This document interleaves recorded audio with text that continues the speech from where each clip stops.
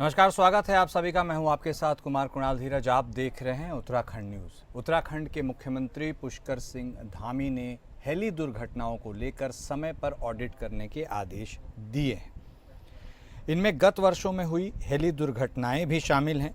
उन्होंने Uttarakhand civil aviation development authority यानी यूकाडा को राज्य में अगले 10 वर्ष की हेली सेवाओं की कार्य योजना बनाने और भविष्य में केवल डबल इंजन हेलीकॉप्टर संचालन के लिए ठोस नीति बनाने के निर्देश दिए। उन्होंने कहा कि पर्यटन और चार धाम राज्य होने के कारण हेली सेवाओं की मांग बढ़ने वाली है। विषम भौगोलिक परिस्थितियों के कारण भविष्य में हेली सेवाएं राज्य का आधार होंगी। मुख्यमंत्री ने राज्य में सेवाएं दे रहे सभी हेलीकॉप्टर कंपनियों के प्रतिनिधि, यूकाडा, हेलीकॉप्टर इंस्पेक्शन बॉडी और डायरेक्टर जनरल सिविल एविएशन के साथ प्रदेश की हेली सेवाओं की समीक्षा भी की थी। उन्होंने कहा कि हेली सेवाओं के सुरक्षा मानकों में किसी भी तरह का समझौता नहीं किया जाना चाहिए। राज्य के नोडल के रूप में यात्रियों की सुरक्षा यूकाडा का सबसे बड़ा दायित्व है। उन्होंने हेलीकॉप्टर की नियमित फिटनेस जांच का सख्ती से पालन, हेलीकॉप्टर बुकिंग के लिए ठोस और प्रभावी मानक संचालन प्रक्रिया बनाने के निर्देश दिए। हमने कहा है कि हर हालत में सुरक्षा हमारे लिए सर्वोच्च प्राथमिकता है और चूँकि इस वर्ष बरसात से पहले हमने इसकी समीक्षा की है, लेकिन आगे आने वाले सीजन में पूरी तरह से नियमित रूप से सेवा चलेगी। इसमें हमने जहां हमारा राज्य का यूकाडा जो यहाँ की नोडल एजेंसी है, इसको संचालित करने वाली AIB के लोग हैं और DGCA के लोग हैं, सभी के साथ बैठक की है। इसके साथ साथ एविएशन कंपनियाँ, उनके लोगों से भी हमने कहा है कि भाई आपके कई सारे फेरे लगते हैं और वो सब मानकों के आधार पर लगे।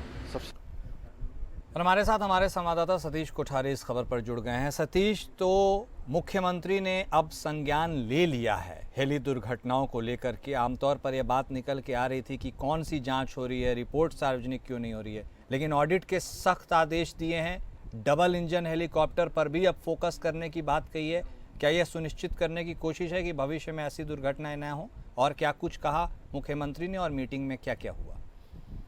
देखिए, मात्र 1.5 महीना अभी यात्रा शुरू हुई हुई है और 1.5 महीने में 4 हेली सेवाएं दुर्घटनाग्रस्त हुई, जो कि 2 इतनी गंभीर हुई कि कुछ भी हो सकता था। अगर थोड़ा सा चूक होती, तो अगर सूझबूझ नहीं होती, थोड़ा सा हल्की चूक होती तो कुछ भी हो सकता था। एक हेली तो ऐसी जगह पे गिरा कि वहां पे न कि सवारी बल्कि अगल बगल अगर किसी घर पे गिरता हो तो वहां पे भी कई लोगों की जान जा सकती थी, क्योंकि हेली सेवाओं की लापरवाही। जबकि कई बार NGT भी कह चुका है, DGC कह चुका है को, और हेलियों को लेकर कई बार सवाल उठ चुके हैं, लेकिन हेली सेवा वाले मानते नहीं। और सरकार भी अब बोल रही है, जब काफी दुर्घटनाएं हो चुकी हैं, इस बार सरकार की नींद जागी जब 4 बार 1.5 महीने में 1 महीने में 4 दुर्घटनाएं हुई, तब जाके सरकार की नींद खुली। वरना सरकार की नींद नहीं खुलती अगर ये दुर्घटनाएं न होती। तो इसको लेकर लगातार मुख्यमंत्री धामी अब ऑडिट की बात कर रहे हैं और लगातार ये कह रहे हैं कि डबल इंजन की जो हेली होंगे वही जो है यात्रा रूट पे चलेंगे। और सबसे बड़ी बात है कि बहुत ज्यादा क्राउड हो गया हेली का। इतना क्राउड हो गया कि उतना वहां पे स्पेस नहीं है। आप ये लगाइए कि इतना स्पेस नहीं है केदारनाथ में जो कि इतनी हेली चले, लेकिन वहां पे भी कुछ ना कुछ गड़बड़ है कि इतने हेली कहाँ पे वो उतरेंगे, कहाँ पे। एक ये लगाइए कि 5 मिनट में एक फेरा लगा रहे हो, तो इतनी वहां पे व्यवस्था ही नहीं है। ना केदारनाथ में व्यवस्था ही, पहाड़ी क्षेत्र है, और न नीचे व्यवस्थाएं। हाँ, मारा मारी ये है कि हम यात्री कितने पहुंचाएं, कितनी हमारी बुकिंग है, ये चल रहा है। अब देखना ये होगा ये ऑडिट के बाद क्या फैसला होता है सरकार का। पर ये है कि है खतरे की घंटी। ठीक है, अगर आगे आने वाले समय में इसका सही ढंग से उपचार न किया गया तो बहुत नुकसान हो सकता है। ठीक है, आप बने रहिएगा सतीश, हमारे साथ आगे भी हम आपसे बातचीत करेंगे। फिलहाल इस जानकारी के लिए आपका धन्यवाद।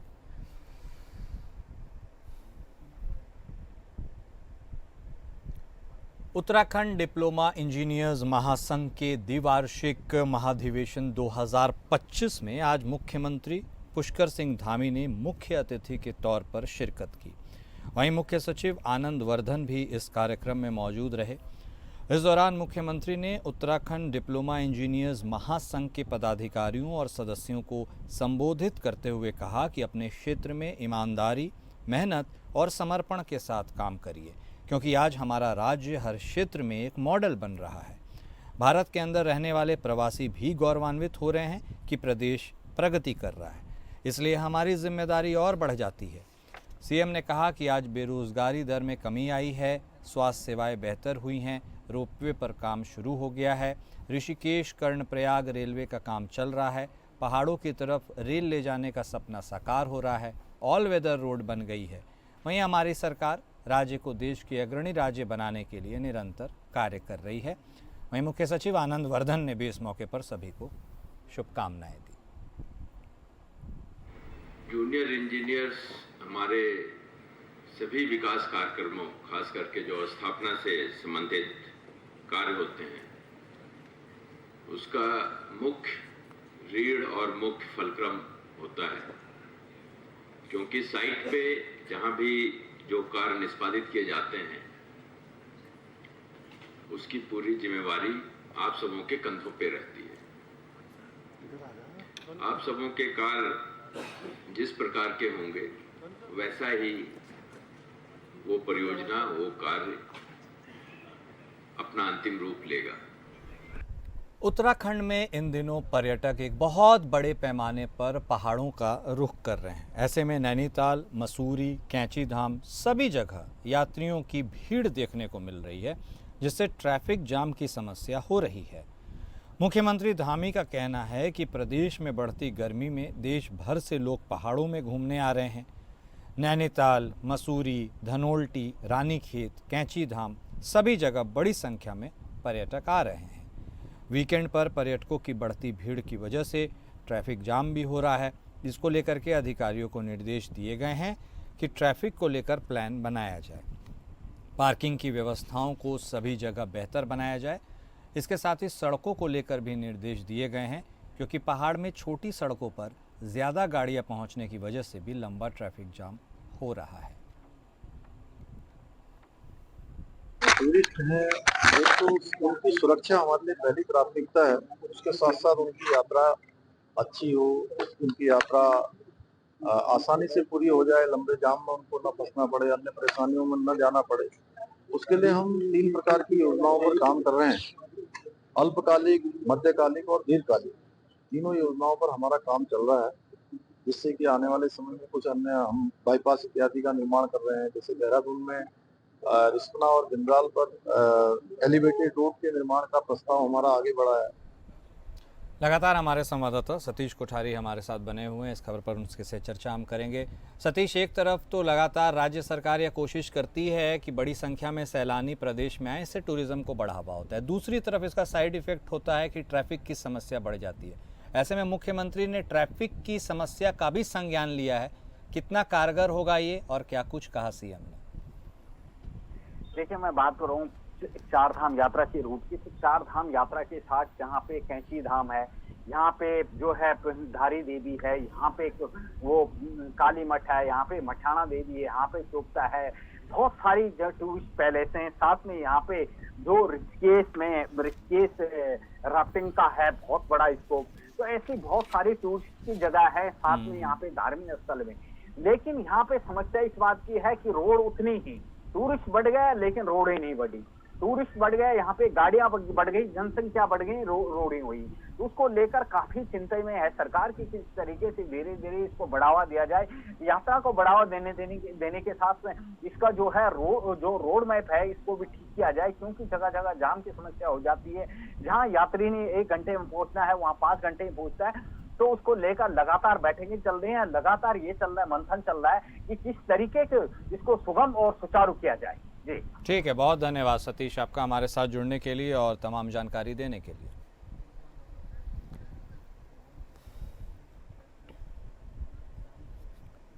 पर्यटक सीजन में पहाड़ों की रानी मसूरी में पर्यटकों का आवागमन लगातार अपने चरम पर है।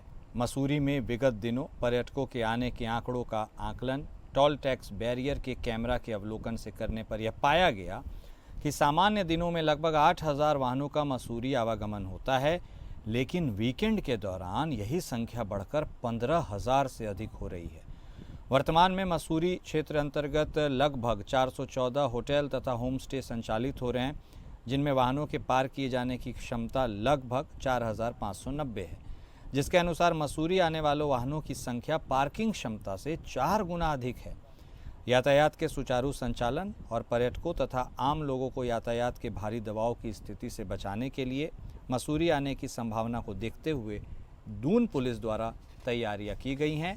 इनमें मसूरी से यातायात के अतिरिक्त तथा अत्यधिक दबाव के देखते हुए मुख्य मार्गों, पार्किंग स्थलों तथा भीड़ भाड़ वाले स्थानों पर अतिरिक्त पुलिस बल की नियुक्ति की गई है। इसके साथ ही वीकेंड पर आवश्यक सेवाओं से संबंधित वाहनों को छोड़कर मसूरी में बड़े वाहनों का प्रवेश दिन और रात्रि में पूर्णतः प्रतिबंधित रहेगा। यातायात का अत्यधिक दबाव होने पर देहरादून से मसूरी जाने वाले यातायात को शिमला बाईपास से बल्लूपुर चौक से सप्लाई चौक से किमाड़ी मार्ग की ओर वाहनों को भेजते हुए हाथी पांव से 0 पॉइंट होते हुए मसूरी की ओर भेजा जाएगा। यातायात प्रबंधन हेतु विभिन्न विभागों से समन्वय स्थापित करते हुए यह निर्धारित किया गया है और यातायात पर प्रभावी नियंत्रण रखे जाने के लिए ही यातायात के अत्यधिक दबाव वाले स्थानों को चिन्हित किया गया है। देखिए, इस समय चारधाम यात्रा हो या हमारा जो पर्यटक सीजन है, खासकर मसूरी, ऋषिकेश और आसपास का है, वो एकदम चरम पर है। और जिस तरह से हमारे लॉन्ग वीकेंड्स पड़ जाते हैं, उसमें बहुत सारे हमारे जो लोकल टूरिस्ट हैं वो भी साथ साथ बाहर के टूरिस्ट भी आ रहे हैं। और अभी जो इस तरह खासकर जो मसूरी की समस्या देखी गई लास्ट में, इस पर एक नया प्लान फिर से इसलिए बनाया गया। ज़्यादा से ज़्यादा इन्फोर्समेंट, हमारा जो ट्रैफिक रेगुलेशन हो उस पर ज़्यादा जोर दिया गया है। ड्रोन का जो कवरेज एरिया बढ़ाया गया, जिससे जहाँ कहीं भी जाम लग रहा है तो उसके हमें देखकर पता चल जाए, उसको एड्रेस कर दिया जाए। साथ ही साथ जो समस्या जो मेन पार्किंग की आ रही, चूँकि लास्ट वीकेंड में देखा गया जो हमारे जो नॉर्मल 7 से 8,000 गाड़ियाँ जो मसूरी जाती हैं, उस पर जस्ट डबल 15,000 क्रॉस किया। और जो हमारी पार्किंग कैपेसिटी है उससे 10 गुना ज़्यादा गाड़ियाँ चूँकि जब आती हैं तो कहीं ना कहीं पार्किंग इशूज़ आ जाते हैं। सरोवर नगरी नैनीताल से लगभग 15 किलोमीटर की दूरी पर अल्मोड़ा रानीखेत मार्ग पर स्थित नीम करोली बाबा महाराज का मंदिर इस बार 15 जून 2025 को कैंची धाम स्थापना दिवस मेला मना रहा है। एसएसपी नैनीताल प्रहलाद नारायण मीना ने जानकारी दी कि मंदिर समिति ने निर्णय लिया है कि 16, 17 और 18 जून तक भी श्रद्धालुओं को प्रसाद दिया जाएगा, ताकि जो भक्त 15 तारीख को नहीं आ पाएँ वे अगले दिनों आकर आशीर्वाद ले सकें। एसएसपी ने लोगों से अपील की कि वे अपनी यात्रा की योजना पुलिस द्वारा तय किए गए ट्रैफिक डाइवर्जन्स, शटल सेवा और पार्किंग व्यवस्था के अनुसार ही रखें। इसका संपूर्ण ट्रैफिक प्लान नैनीताल पुलिस ने अपने फेसबुक, इंस्टाग्राम और ट्विटर अकाउंट पर भी दिया हुआ है। 15 जून को जो कैंची का मेला होने वाला है, इसमें आने वाले सभी श्रद्धालुओं का नैनीताल पुलिस स्वागत करती है। हम आप सबको अवगत कराना चाहते हैं कि इस बार मंदिर समिति ने निर्णय लिया है कि जो मेले के दिन का प्रसाद है, 15 जून का प्रसाद, वो प्रसाद 16, 17 और 18 जून को भी वितरित होगा। अतः ऐसे श्रद्धालु जो 15 जून को अगर दर्शन नहीं कर पाते हैं तो वो 16, 17, 18 में किसी भी दिन दर्शन के लिए आते हैं तो उस दिन उनको प्रसाद वितरित किया जाएगा। इसी के हिसाब से आप लोग अपनी यात्राएं प्लान कीजिए। और जो आप यहाँ आने से पहले एक बार जो नैनीताल पुलिस के द्वारा डाइवर्जन प्लान और जो शटल प्लान जारी किया गया है उसको भी आप देख लीजिए। उधम सिंह नगर पहुंचे अपर पुलिस महानिदेशक कानून और व्यवस्था डॉक्टर वी मुरुगेशन ने पुलिस अधिकारियों की उच्च स्तरीय बैठक ली और जनपद की कानून व्यवस्था अधिक सुदृढ़ रखने पर जोर दिया। उन्होंने अधिकारियों के साथ अपराध नियंत्रण की योजना पर चर्चा की। बैठक में एडीजी ने साफ किया कि अपराधियों और लापरवाह पुलिसकर्मियों दोनों ही बख्शे नहीं जाएंगे। उन्होंने आदेश दिया कि विवेचनाओं का निपटारा तय सीमा तक किया जाए, वांछित और इनामी अपराधियों की गिरफ्तारी युद्ध स्तर पर सुनिश्चित की जाए, साथ ही गैंगस्टर एक्ट के तहत कार्रवाई अधिक प्रभावी रहे। डॉक्टर मुरुगेशन ने आदेश दिया कि पुलिस पर्यवेक्षक थाने की केस डायरी नियमित रूप से चेक करें ताकि कोई लापरवाही न रहे। साथ ही वारंट कुर्कियों की 100% तामील सुनिश्चित की जाए, विभागीय जांचें तय तारीख तक निपटाई जाएं और अवैध संपत्तियों की कुर्की पर विशेष जोर दिया जाए। का पुलिस है, जो हमारे आईजी रेंज एसएसपी हैं, लगातार अच्छे कार्रवाई करते आ रहे हैं। हम यहाँ आने का मकसद है कि और इनकी कार्रवाई को और क्वालिटी इंप्रूव करें और भी जनता का ग्रीवांसेस है उसको टाइम फ्रेम में इसको डिस्पोजल करें, इसलिए हम आए। इंडिविजुअल एक एक सीओ से हमने डिस्कस करा है, उनका जो पेंडिंग केसेस है उसको हमने रिव्यू करा है, उनको एक बार गाइडेंस और थोड़ा मोटिवेशन करने के लिए हम आज उनसे रिव्यू करा है। ये नशा तस्करी के चलते 3 लेवल पे हमारा एंटी नारकोटिक्स टास्क फोर्स है। तो एक तो हेडक्वार्टर लेवल पे है, एक रेंज लेवल पे और डिस्ट्रिक्ट लेवल पे है। डिस्ट्रिक्ट लेवल पे भी एक एएनटीएफ यूनिट्स हैं, वो इस पे लगातार कार्रवाई कर रहे हैं। तो उसी के नतीजे अभी हाल में इन्होंने काफी पकड़ा भी है और हम उस पर अधिक करेंगे। दूसरा एक आप कह रहे हैं इकोनॉमिक ऑफेंसेस है, उस पे हमारा सीओस को ऑलरेडी हमने ट्रेनिंग दिए हुए हैं, सारा सेंसिटिव है, जहाँ पे भी मुकदमा लिखा है था उसको लॉजिकल एंड तक लेके जाओ। राजधानी देहरादून में बीजेपी मुख्यालय में श्रद्धांजलि सभा का आयोजन किया गया। इसमें अहमदाबाद में हुए विमान हादसे में हताहत हुए आत्माओं की शांति के लिए श्रद्धांजलि अर्पित की गई। श्रद्धांजलि कार्यक्रम में बीजेपी के प्रदेश प्रभारी दुष्यंत कुमार गौतम, बीजेपी प्रदेश अध्यक्ष और राज्यसभा सांसद महेंद्र भट्ट सहित पार्टी पदाधिकारी और कार्यकर्ता उपस्थित रहे। प्रभारी दुष्यंत कुमार गौतम ने इस दुखद घटना पर प्रतिक्रिया देते हुए कहा, अहमदाबाद की घटना काफ़ी दुखद है। जो लोग हताहत हुए उनका देश के विकास में बहुत बड़ा योगदान था। उसमें गुजरात के पूर्व मुख्यमंत्री विजय रूपाणी भी शामिल थे, जिनका आकस्मिक निधन हो चुका है। देश और संसार के लिए दुखद घटना है। देश की केंद्र सरकार भी दुख प्रकट कर रही है।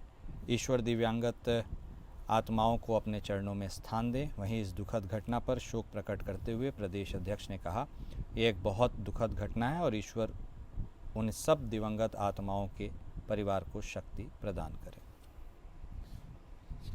कल बहुत ही दुखद घटना घटित हुई है। भारतवंशी तो दुखी हैं ही, अनेकों और देशों के भी नागरिक उसमें शहीद हुए। एक जब मैं संविधान की बात करूं, ऐसे विषय पर, ऐसे दुखद घटना पर शब्द नहीं होते संवेदना व्यक्त करने के लिए। हम परमपिता परमात्मा से प्रार्थना करते हैं कि उनको सभी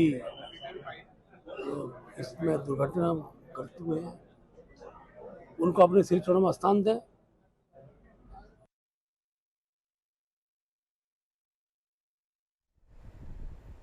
उत्तराखंड में मानव गुलदार संघर्ष को समझने और उसके समाधान खोजने की दिशा में वन विभाग और संस्था तितली ट्रस्ट के साथ मिलकर कार्यशाला का आयोजन किया गया। इस कार्यशाला का मुख्य उद्देश्य संघर्ष की जांच करना और ऐसे सक्रिय उपायों की तलाश करना है। उत्तराखंड में मानव जीव संघर्ष बेहद पुराना है। इसमें हर साल कई लोग और जानवर अपनी जान गंवाते हैं। प्रमुख वन संरक्षक वन्यजीव रंजन मिश्रा ने बताया कि कार्यशाला के बाद कई सुझावों पर मंथन किया गया, जिसमें वन विभाग द्वारा प्रदेश भर में जागरूकता अभियान चलाया जाएगा। एक बहुत ही इम्पोर्टेंट हमारा वर्कशॉप किया गया है तितली ट्रस्ट के सहयोग से, और ये हम सब जानते हैं कि मानव वन्यजीव संघर्ष हमारा उत्तराखंड राज्य के लिए एक बहुत बड़ा चुनौती है। और इसके लिए इस कार्यशाला में डिस्कशन के बाद बहुत सारे प्रपोज़ल इसमें लाया गया कि हमने लोगों को कैसे इस त्रासदी से बचा सकें। तो सबसे बड़ी जो बात होगा कि हमारा वन विभाग के द्वारा अवेयरनेस प्रोग्राम जो चल रहा है इसको और सुदृढ़ किया जाए। लोगों को बताया जाए कि लेपर्ड हो या ततैया या सांप, भालू, हाथी, इवन टाइगर से बचने के लिए हमने क्या उपाय कर सकते हैं। मुख्य उपाय के बारे में आपको बताना चाहूँगा कि सबसे पहले गाँव में प्रकाश की व्यवस्था, जैसे सोलर लाइट, जिसको वन विभाग के द्वारा किया जा रहा है। तपती गर्मी के बीच आयल गांव के ग्रामीण पानी के लिए तरस रहे हैं। नलों से पानी की एक बूंद ना टपकने के कारण आयल गांव के लोग जिलाधिकारी डॉक्टर आशीष चौहान से मिलने पहुंचे, जहां उन्होंने पानी की समस्या से हो रही दिक्कतें जिलाधिकारी के समक्ष रखी।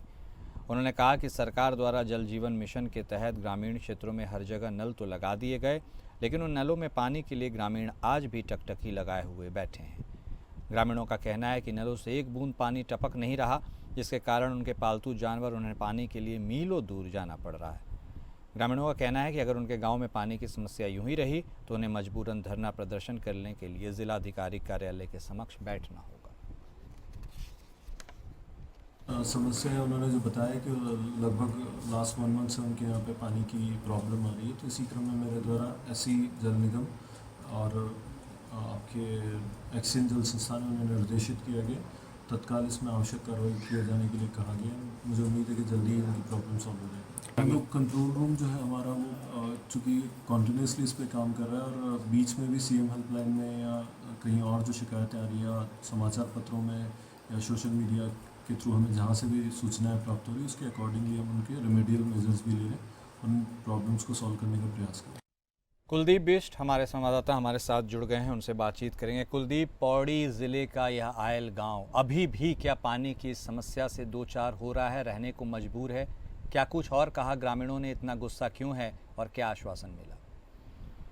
देखिए कुणाल, मैं पहले आपको बता दूं कि जैसे ही गर्मियों का सीजन शुरू होता है तो ग्रामीण क्षेत्रों में लगातार पानी की समस्या पहले से ही बनी आई है। सरकार ने इसी कमी को कम करने के लिए हर घर जल नल की एक योजना लाई थी, लेकिन जितने भी गांव की मैं बात करूं, पहाड़ी क्षेत्रों में जितने भी गांव हैं सब में नल तो लग गए हैं, लेकिन पानी की बूंद अभी तक नहीं टपक पा रही है, जिसके कारण जो ग्रामीण है वो आक्रोशित है। आए दिन उनको और उनके जो पालतू जानवर है उनके लिए पानी के लिए उन्हें मीलों दूर जाना पड़ रहा है। यही कारण था कि जिलाधिकारी डॉक्टर आशीष चौहान का घेराव करने के लिए ये आयल गांव के ग्रामीण कल पहुंचे थे। आज भी वो धरने पर बैठ गए हैं। उनका साफ तौर से कहना है कि कहीं ना कहीं जो ग्रामीण क्षेत्र है वहां पानी की समस्या आए दिन बनी रहती है। इससे पहले भी विभाग को चिताया गया था। एक टैंकर पानी का गांव तक पहुंचाया जा रहा है जो कि पूरा नहीं हो पा रहा है, जिसके बाद ग्रामीणों का जो आक्रोश है वो बढ़ता हुआ दिखाई दे रहा है। जी ठीक, बहुत धन्यवाद कुलदीप आपका हमारे साथ जुड़ने के लिए और जानकारी देने के लिए।